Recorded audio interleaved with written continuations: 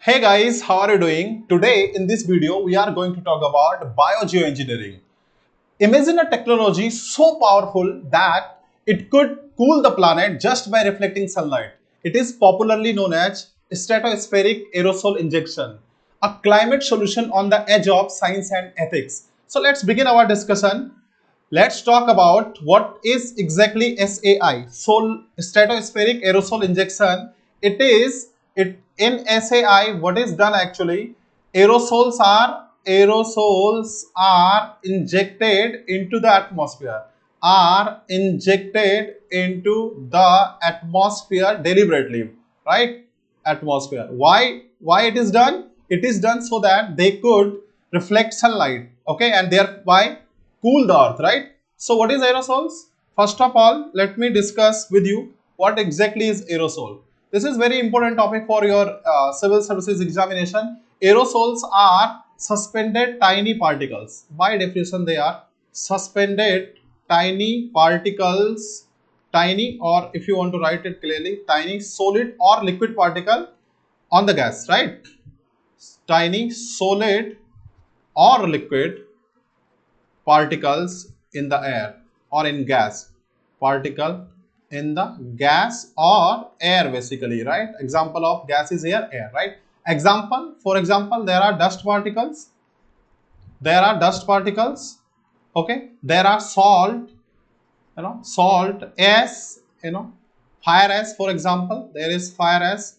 Then other example could be water, example could be mist, right? There could be mist, there could be fog. All of these things are known as aerosols. What exactly they do? Suppose if they are in the atmosphere, suppose we have the earth, right? Let me make typically show you the earth, right? This is the earth, and here it is sunlight. So in our discussion, we will be talking about basic science, basic geography, whatever you want to call it. Like, okay, so sunlights are basically, they are electromagnetic waves. Quickly, let me revise you. So they are electromagnetic radiation. Electromagnetic radiation, it consists of gamma rays, which do not, fortunately, gamma rays and X-rays, they don't reach to the earth. Then there are ultraviolet rays, a little bit lower energy rays, electromagnetic rays. Then there are visible rays, VIVGOR, VIVGYOR, which is known as, colloquially we call it white light, the light which we can perceive, white light. Okay, then we have infrared, then we have microwaves, and finally we have radio waves, right? In the decreasing energy level, right? Energy is decreasing like this. So decreasing energy. Okay, you can call it decreasing energy, right? Earth has a thick atmosphere, This is Earth. Let me, okay, okay. So let me show you. This is Earth's atmosphere. This is the Earth atmosphere, which is blanket of gases, primarily nitrogen. Then 21%, it is a homogeneous mixture of gases. You should know these terms, right? This is homogeneous mixture of gases. As you go higher and higher, air density decreases, and accordingly we have these names, like, right? So first of all, we have this troposphere, then troposphere. Then another layer is, above layer is called stratosphere. So in stratosphere, what we are going to do, we are injecting these aerosols, and these infrareds are basically, infrareds are called heat waves. Why they are called heat waves? Because certain molecules, and which are also known as greenhouse gases, primarily carbon dioxide, then methane, and then you have N2O and F gases, right? F gases are, for example, you have PFC, you have CFC, and you have SF6. These are 6 global greenhouse gases. So the structure of these molecules is such that they just absorb, this infrared radiation, and thereby they heat up the earth, right? What they are going to do, they heat up the earth, and this is called basically global warming. This will leads to something is called global warming, and we are going to talk about also climate change. We'll come up with this discussion in another video about greenhouse gases, right? These gases are called greenhouse gases. So the idea is the following, idea is the following. If there are certain particles like sulfur dioxide, for example, right? what it does, these light, if this light is coming from the earth, from the sun towards the earth, right, this infrared, high energy infrared, and sometimes it is called short waves, right, short wavelength. So short wavelength infrared, hai na? Short wavelength infrared. What is short wavelength mean? Short wavelength simply means they have high energy, right? High energy radiation is coming, and it could be, part of ultraviolet rays also. So this infrared is absorbed by these gases, and thereby, there is earth get heated up, and if it is getting more than the average it should be, it is called global warming. Okay, this light is deflected by, these aerosols. This is the basic idea of stratospheric aerosol injection. And the most important question, how SAI is inspired, it is inspired from volcanic eruption. It is basically a volcano inspired tool. What is it? Is a volcano, right? Volcano inspired tool. What kind of tool is this? Volcano inspired tool. Volcanic eruptions known to have, let me tell you, volcanic eruptions known, volcanic eruptions, they are known to have cooling effect. They are known to have cooling effect on the planet. Cooling effect on the planet. How? Because volcanic eruption will do what? It will spew, by spewing aerosol, by spewing aerosols into the atmosphere. And how do we know that? There is one example, right, and whose diagram is there. Mount Pinatubo, there is Mount Pinatubo, and this is in Philippines. This is in Philippines, right? What happened in 1991? There was volcanic eruption, in Mount Pinatubo, Pinatubo. There in 1991 there was volcanic eruption.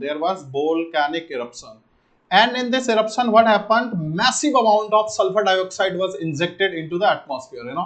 So massive amount of, what happened in 1991? Massive amount of sulfur dioxide was injected into the air, and it was found that there was reduction in the temperature. There was, and empirically it was found, it was calculated around 0.5 degrees Celsius decrease in temperature. 0.5 degree decrease in temperature. For how long? At least for 3 years. That was the observation. And this is how, this SAI, stratospheric aerosol injection was inspired, right? Okay, so there was one model also. Let me talk about that. It's the name of this model is UKESM1. UK is Earth System Model 1. This is UK's, United Kingdom's Earth System Model 1. Okay, this is Earth System Model 1. It is a computer model of climate, change. So this is what, or simply computer model of climate, Earth's climate, our planet's climate, right? And what they did actually, they simulated the, let me write here. What they did, they simulated SO2 spewing, or SO2, sulfur dioxide, spraying into the atmosphere at different altitude,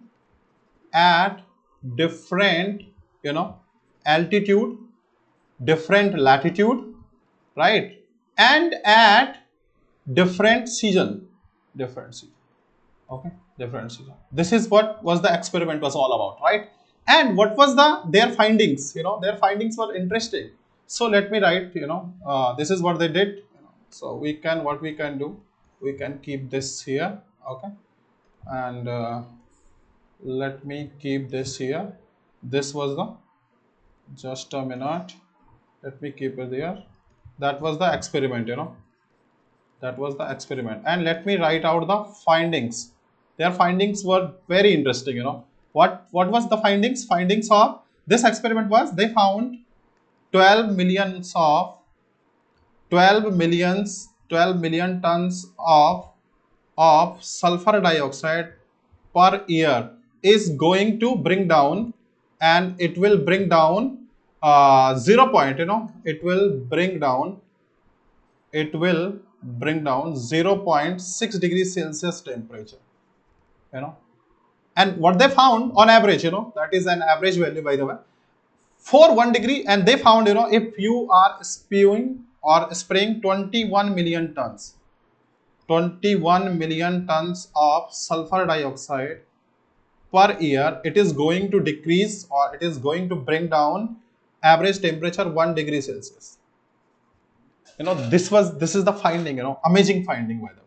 Okay, and this is how this model SAI was, inspired. Okay, but there are challenges also, and why it is controversial, we'll discuss about this.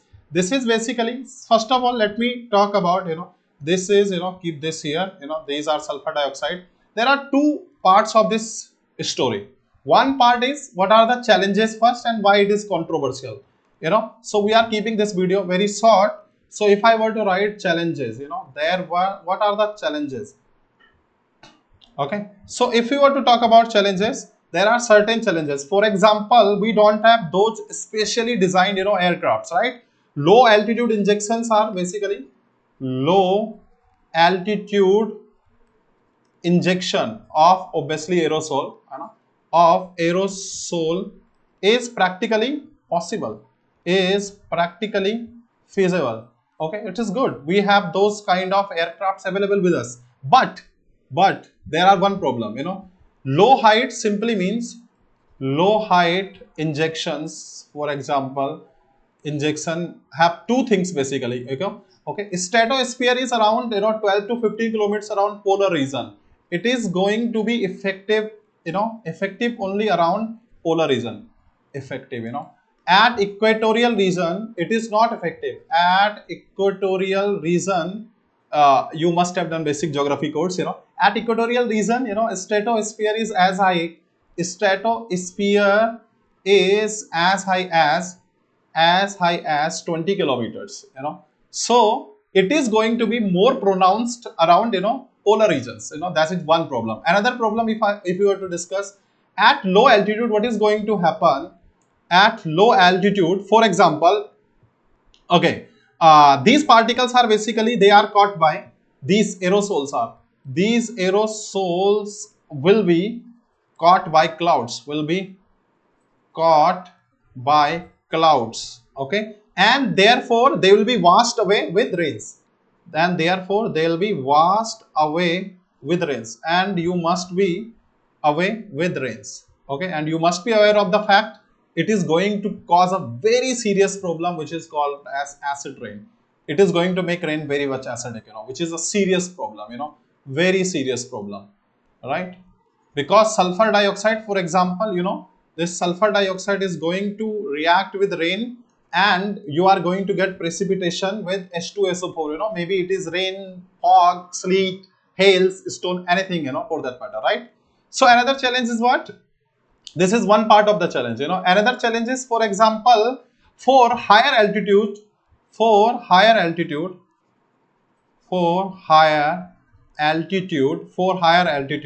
we need, at least, we can write it like this, we need specially designed,